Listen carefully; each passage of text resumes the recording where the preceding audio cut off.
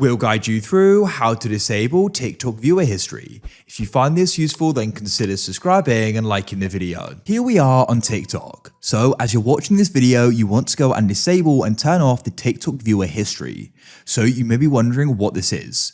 Well, essentially, it's a feature on Instagram where when it's turned on, you can go and see who's gone and viewed your Instagram profile.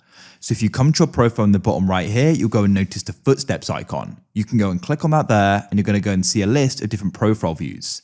Now, it's important to know with that turned on, because you can go and see who's viewed your profile, others are going to go and see when you viewed theirs and also videos as well. So that's a really important thing to know. But for them to go and view it, they will also need to have it turned on. So if you've both got it turned on, you'll both be able to go and see.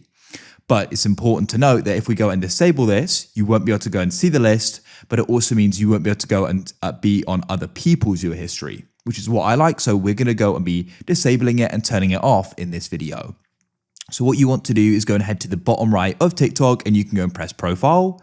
And there are different ways you can go about this, but what we'll do is press the three lines in the top right and go down and press settings and privacy. Then in here, what you want to do is come into the account section, this second section here, and you want to go and find the option for privacy, and you can then tap on it to get into it. And then what you need to do is you need to go down and you want to come into interactions, and at the bottom, you can go and see viewers. And then it says, see who viewed your profile in the past 30 days and which followers viewed your post within 7 days as well. So what we can do is go and turn that off, and that's it. As I said, you now can't go and see who's viewed your profile, but it means others can't go and see if you viewed theirs, and they've also got the setting on. So that's it. You can now keep using TikTok. If you found this useful, then leave a like for more. I look forward to help you again in the future with more useful guides.